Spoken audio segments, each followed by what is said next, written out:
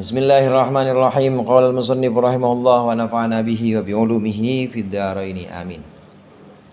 Wa qala ba'dul arifina, berkata sebagian orang arif, para wali, al-muttarru alladhi yaqifu baina yaday maulahu fayarfa'u yadayhi ilaihi bil mas'alati fala yara bainahu wa bainallahi hasanatan yastahiqu biha syai'an fayaqulu habli ya maulaya bila syai'in.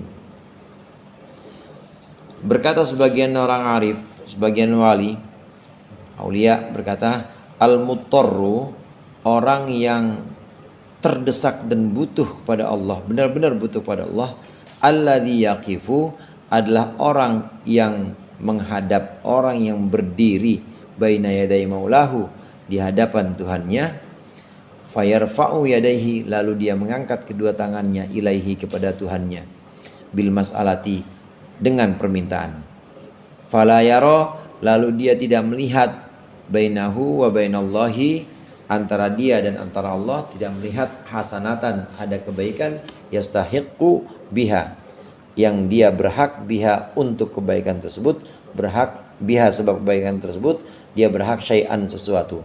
Fayaqulu, maka dia berkata, habli ya maulaya bila syai'in. Hab, berikanlah li kepadaku, ya maulaya, wahai Tuhanku, bila syai'in, tanpa sebab sesuatu apapun. Sebagian kaum arif mengatakan ittirar. Ittirar itu butuh kepada Allah dan juga sangat terdesak, butuh hanya kepada Allah dan bersandar hanya kepada Allah, itu namanya ittirar. Orang yang ittirar namanya muttar. Muttar itu amman yujibul muttarra idza da'ah, di Al-Qur'an disebutkan, siapa yang bisa mengijabahi orang yang butuh, terdesak, kecuali Allah? Nggak ada, hanya Allah.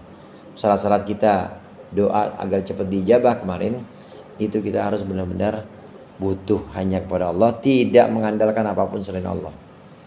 Kita juga dalam keadaan terdesak, itu syaratnya. Nah, bagaimana orang yang butuh dan terdesak itu? Orang yang butuh dan terdesak adalah orang yang menghadap pada Allah, minta satu permintaan kepada Allah, namun dia tidak melihat antara dia dengan Allah, sebab udah minta ini, dia tidak melihat ada satu hak yang layak untuk dia terima. Doa mah doa aja, zikir mah zikir aja, minta mah minta aja, tapi bukan lantaran sudah minta, sudah zikir sedikit sedemikian banyak, kemudian merasa bahwa harusnya saya dapat ini. Kalau orang masih merasa harusnya saya dapat ini, itu berarti bukan orang yang muttar, bukan orang yang sedang terdesak, bukan orang yang butuh pada Allah. Orang yang butuh pada Allah dengan sejati itu adalah orang yang menghadap Allah, kemudian memanjatkan doa atau permintaannya, tapi dia tidak pernah merasa bahwa dia berhak menerima jawaban, berhak menerima kabul atau ijabah dari doa itu. Dia tidak merasa bahwa dia berhak sesuatu, berhak terhadap sesuatu yang Allah harus berikan kepada dia. Jadi benar-benar nol, benar-benar tidak merasa bahwa saya harus mendapat ini dan itu. Ini yang muttar sesungguhnya. Kalau sudah sampai tahap ini, pasti Allah ijabah. Karena kita tidak mendikte Allah, kita tidak desak, ya, kita tidak punya haddun nafsi atau kepentingan. Dengan baca hizib saya harus begini, dengan baca zikir saya meski dapat ini. Nggak ada desakan-desakan itu. Waktu sudah tidak ada desakan-desakan itu, insya Allah ijabah, Allah yang langsung ijabah. Karena di situ udah benar-benar tidak mengharapkan apapun. Tadi yang saya katakan sampai titik nol ini. Wadillatu wal iftiqaru amrani lazimani lahu. Dan kerendahan, wal iftiqaru, rasa butuh, itu amroni, dua perkara, lazimani, yang lazim, yang semestinya, lahu, untuk muttar, lahu, untuk orang yang terdesak, wahuma mujibani, dan dua orang ini, dua perkara ini, mujibani, ini wajibkan, mengharuskan.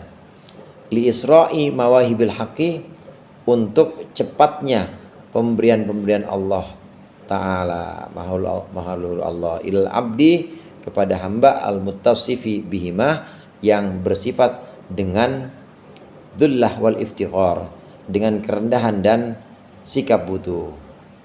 Wa ilaihi al-isyaratu, dan kepadanya lah, kepada hamba itu, al-isyaratu, ada isyarat, ada satu pembahasan, biqaulihi, dengan firman Allah azza min qail, walaqad nasarakumullahu bi badri wa antum adillah. Walaqad nasarakum, dan sungguh benar-benar Allah telah menolong kalian. Nasarakumullah, menolong kalian, siapa Allah? Allah, bi badrin, di perang Badar. Wa antum, sedangkan engkau, adillatun, itu orang-orang yang rendah, orang-orang yang hina.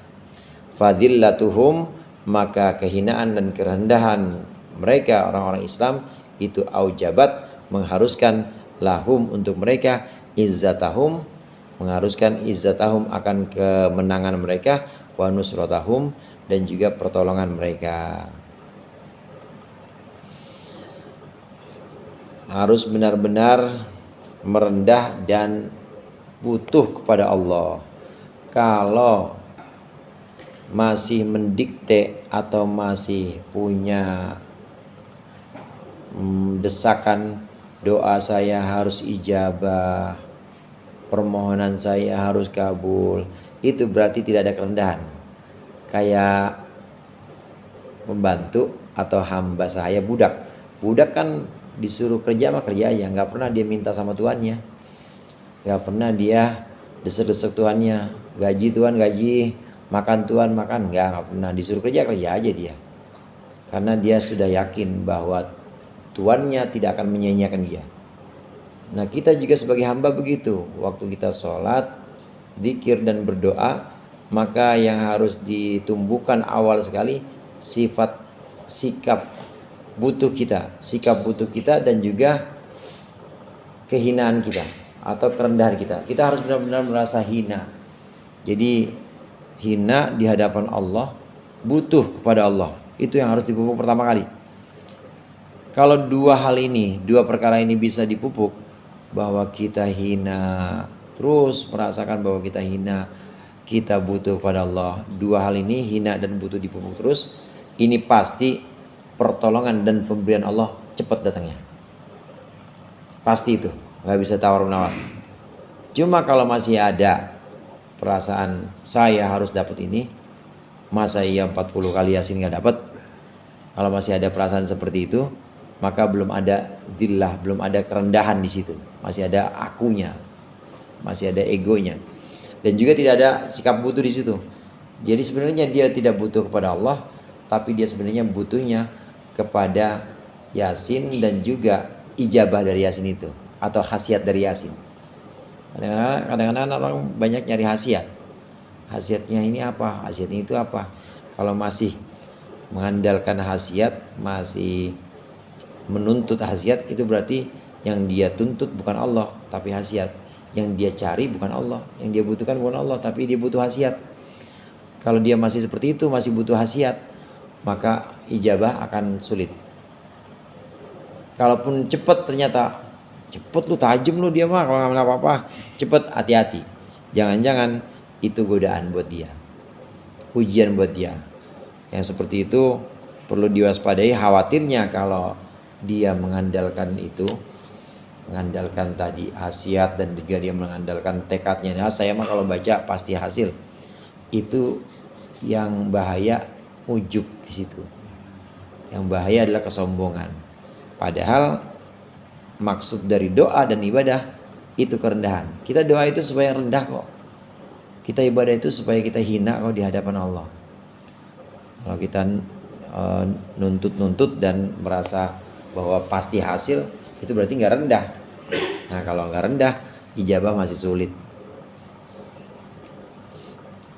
Kerendahan dan sikap butuh. Kerendahan dan sikap butuh. Jadi dua perkara ini. Kerendahan harus merasa rendah dan juga harus bersikap butuh. Ini dua. Kalau ini udah bisa kita pupuk dalam diri kita, pasti gampang pertolongan Allah datang. Contohnya apa? Contohnya di perang Badar. Di perang Badar itu walaqad nasarakumullahu bi badri wa antum adillah. Sungguh benar-benar Allah menolong kalian, telah menolong kalian di perang Badar dan kalian waktu itu hina. Maksudnya hina 313 lawan 1000. Lawan 1000 waktu itu. Dan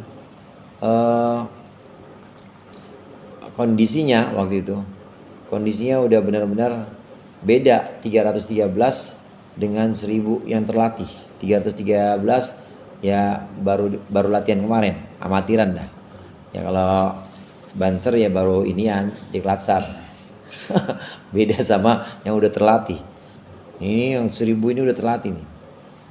Dan di situ benar-benar orang-orang Islam merasa bahwa sangat butuh kepada Allah dan merasa bahwa dia rendah, hina, nggak bisa ngapa-ngapain.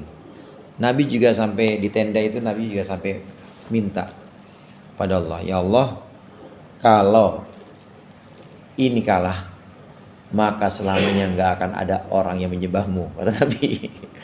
Kalau ini perang kalah, habis Islam dan selamanya tidak akan ada orang yang menyembahmu.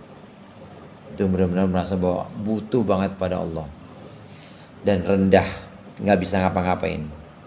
Kalau kita udah pasrah, rendah, udah nggak bisa ngapa-ngapain, butuh kepada Allah dan juga merasa hina, nanti Allah yang ambil alih, Allah yang backup semuanya. Udah orang udah nggak bisa, udah kalau saya ngapain dah, saya yang turun tangan saudara.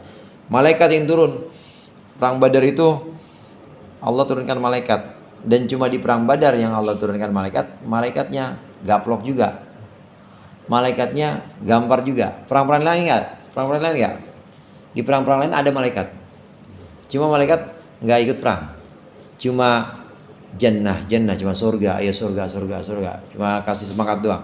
Dan di ini dikasih gambaran, nih tempat kamu di sini, kasih gitu doang. Dikasih gambar-gambar itu dibuka oleh malaikat untuk orang-orang yang berperang ini.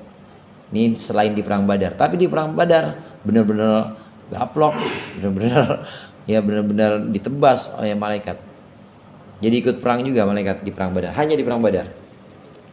Kok bisa kayak begitu? Itu tadi rasa hina dan juga sikap butuh. Kalau udah merasa hina, kita udah nggak bisa apa-apa, banyak dosanya, kemudian kita butuh hanya kepada Allah, nggak ngandelin wiridan kita, nggak ngandelin ilmu kita, itu pasti pertolongan Allah datang. Ijabah pasti cepat yang seperti itu. Kalau kemarin dipakai kampanye mengenai warismu juga. Perang Badar. Kalau sampai kalah nggak ada lagi membahas. Iya itu emang sempet tuh pakai, saya dengar tuh. Ini masih banyak yang ngaji.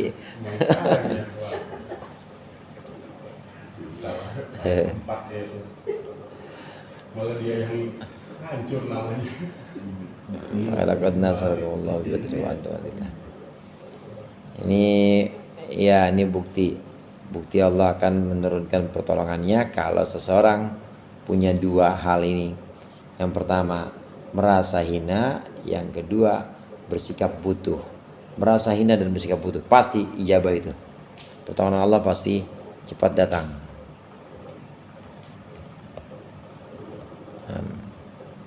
Wa kama qila sebagaimana diucapkan oleh syair, oleh penyair, wa idza tadallalta riqaba taqarraba minha ilaika fa'izzuha fi dhilliha. Wa idza tadallalta riqaba taqarraba minha ilaika fa'izzuha fi dhilliha. Wa idza tadallalka, ketika engkau merasa hina, wa idza tadallalatir riqab, wa idza tadallalat, dan ketika hina ar-riqabu,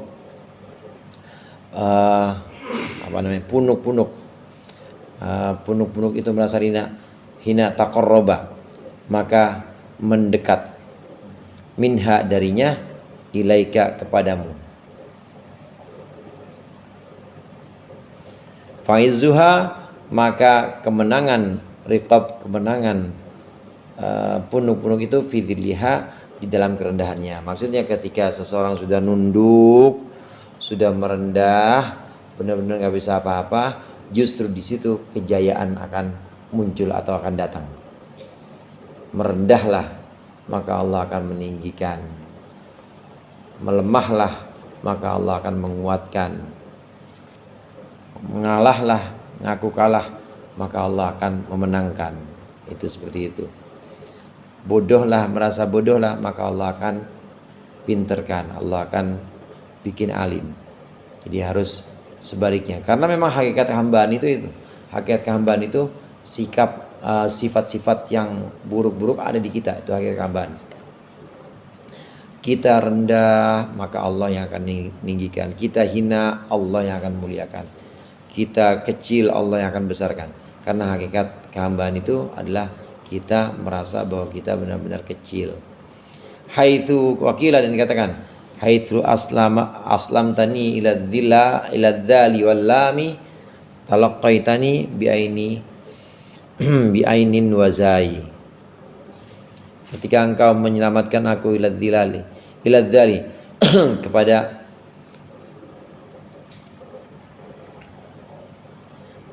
haitsu aslamtani ila dzali wal lami, ketika engkau memasrahkanku ila dzali wal lami, kepada dzal dan lam. Dzal dan lam itu maksudnya dzul, kerendahan. Talaqqaitani bi ainin wazai, maka engkau menjumpa, engkau mempertemukanku bi ainin wazai, dengan ain dan zai. Ain dan zai itu maksudnya aiz, kemuliaan. Penyair ada aja kalau begini, ketika engkau memberikanku cinta. Apa cinta? Cinta. Ini juga ketika engkau memberikan kepadaku zal dan lam, maksudnya kerendahan. Dil, ketika engkau memberikan kepadaku kerendahan ya Allah, maka sesungguhnya engkau telah mempertemukanku kepada kejayaan. Itu maksudnya. Jadi kuncinya harus dibalik. Maksudnya dibalik itu kita harus merendah, Allah yang meninggikan. Kita harus merasa lemah, Allah yang menguatkan. Kita harus merasa kecil, Allah yang membesarkan. Qala fi lataifil minan wal halibu taufiq wallahu alam bisawab.